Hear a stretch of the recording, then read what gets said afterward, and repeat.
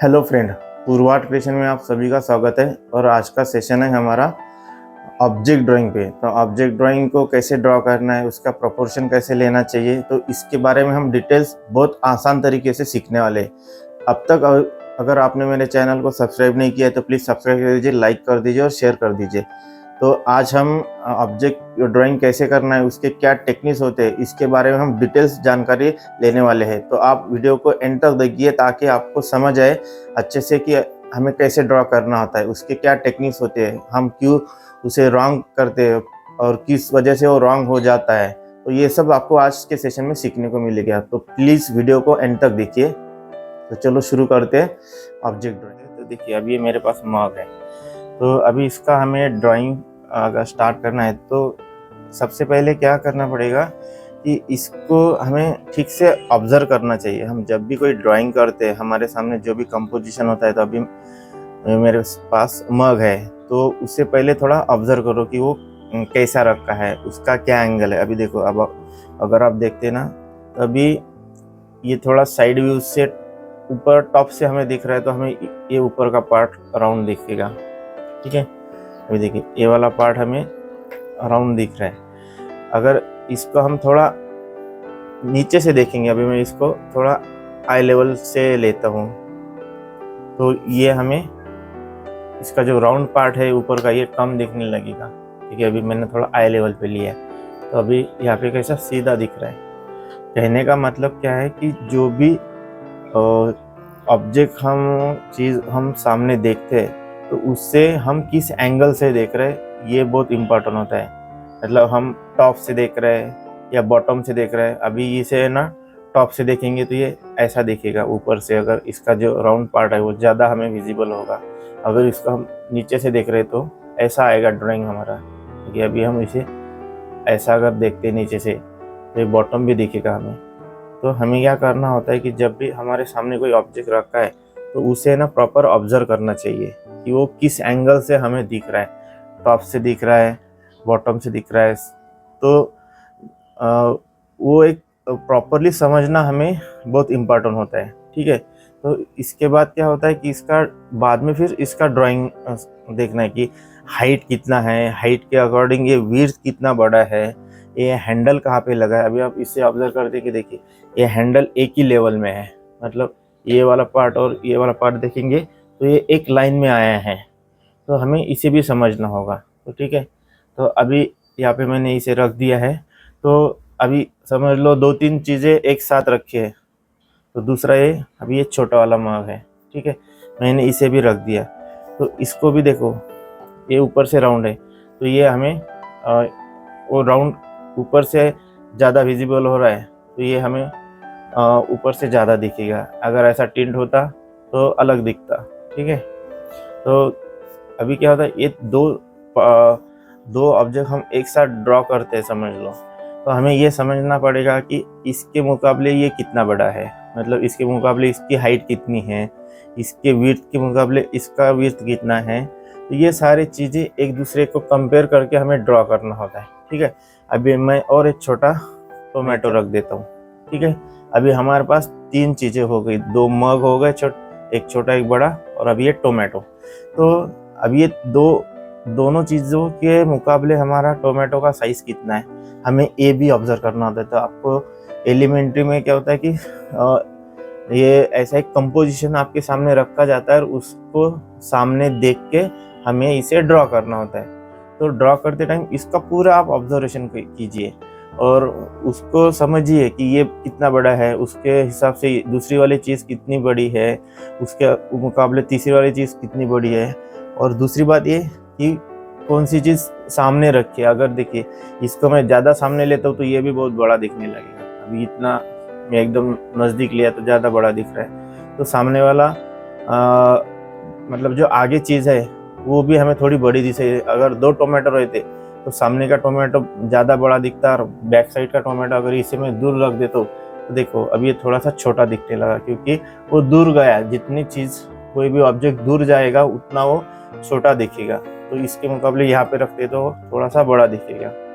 वैसे अभी ये भी देखो, ये अभी यहाँ पे बड़ा दिख रहा है लेकिन दूर रखेंगे ना तो और छोटा दिखेगा थोड़ा सा। ठीक है, तो अभी हम क्या करते, इसका कंपोजिशन में कैसा कि अगर आप घर में ऐसा कुछ 2-3 चीज़ें ड्राइंग करते हैं तो उसका एक कंपोजिशन भी बहुत इम्पोर्टेंट पार्ट होता है। कंपोजिशन मतलब क्या कि इसे हम कैसे रखें, जैसे कि अभी हमने ऐसे एक-एक दूर रख दिया तो कंपोजिशन में क्या होगा, ये आउट ऑफ बॉक्स जा रहा है, ये आउट ऑफ साइड जा रहा है, ये अलग साइड हो गया है, मतलब क्या इन तीनों चीज़ों का एक दूसरे से कुछ रिलेशन नहीं लगता है। अगर समझ लो हम 2-3 फ्रेंड मिलके एक फोटोग्राफ निकाल रहे हैं, तो एक फ्रेंड दूसरे साइड में खड़ा है, दूसरा फ्रेंड तीसरी साइड में खड़ा है, लेकिन तब वो फोटो अच्छा नहीं आएगा क्योंकि वो एक दूसरे से रिलेटेड नहीं लगते। तो हमें क्या करना पड़ेगा, उसका कंपोजिशन करना पड़ेगा, मतलब तीनों एक साथ ढंग से खड़े होंगे तो हमारा फोटोग्राफ अच्छा आएगा। तो वैसा कंपोजिशन भी होता है कि तीनों चीज़ों को हमें एक प्रॉपर तरीके से रखना पड़ेगा जो एक दूसरे से कनेक्ट लगे। जैसे अभी अभी यहाँ पे मैंने रखा, इसको थोड़ा ओवरलैप किया तो ऐसा भी रख सकते हैं, अगर हम इसे चाहे तो ऐसा भी थोड़ा टिल्ट रख सकते हैं। देखिए अभी थोड़ा ऐसा रख दिया और ये टोमेटो थोड़ा सामने रख दिया, तो ये कैसे एक कंपोजिशन हो गया, मतलब ये तीनों का एक कंपोज दिख रहा है, एक दूसरे से ये तीनों चीज़ें रिलेटेड लग रहे हैं। ठीक है, तो ऐसे अगर हम घर में रखते हैं तो इसे है ना प्रॉपर हमें कंपोजिशन करना भी बहुत इम्पोर्टेंट पार्ट होता है। ठीक है, तो अभी हमारे यहाँ पे कंपोजिशन का भी कवर कर दिया, और ड्राइंग कौन सी चीज़ कितनी बड़ी है कैसी रखे। अभी ये पर्सपेक्टिव में ये बड़ा दिख रहा है, ये थोड़ा सा छोटा दिखेगा ये, और एक दूसरे से कितना आकार में वो छोटे है बड़े हो, एक दूसरे को कंपेयर करके हमें वो समझ के इसका ड्राइंग बनाना पड़ता है। ठीक है, तो अभी हम यही कंपोज मुझे अच्छा लग रहा है तो मैं यही कंपोज में आपको ड्राइंग बना के दिखाता हूँ। ठीक है, तो अभी हम ड्राइंग स्टार्ट कर रहे हैं। मैं HB का पेंसिल यूज़ कर रहा हूँ। तो अभी जब भी हम ड्राइंग स्टार्ट करते हैं ना, तो हमें एक थोड़ा एक बेस रफ ड्राइंग करना चाहिए। रफ मतलब क्या कि यहाँ पे कितना बड़ा मग आएगा, जैसे कि अभी मैंने बॉटम और टॉप एक बेस लाइन ड्रॉ कर दिया है कि मेरा इतना बड़ा मग आएगा। उसके बाद यहाँ पे छोटा वाला मग का एक रफ ड्राइंग, और यहाँ पे टोमेटो समझ लो। तो जब भी हम ड्राइंग करते हैं ना, तो हमारा पेपर का और ड्राइंग का एक प्रोपोर्शन होना चाहिए। जैसे कि पेपर अगर बहुत बड़ा है तो उस हिसाब से वो ड्राइंग आएगा, पेपर छोटा है तो उस हिसाब से वो ड्राइंग आएगा।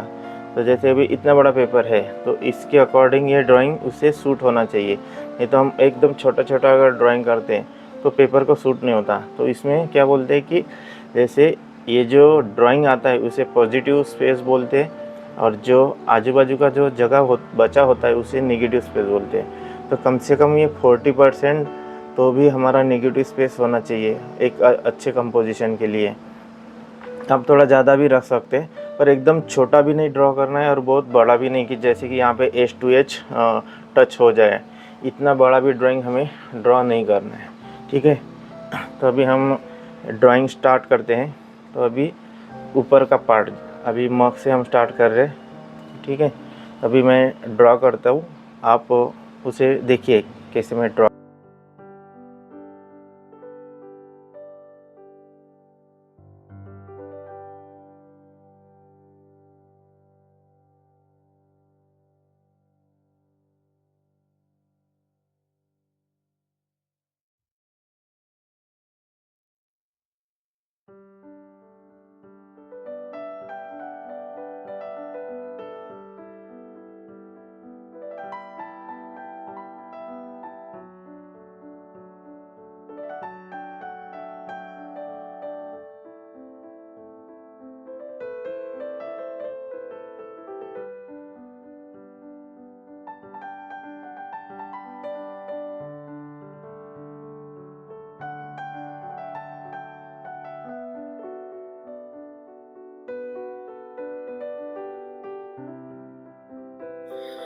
यहाँ पे हमारा ड्राइंग पार्ट कंप्लीट हुआ है और आज का सेशन भी।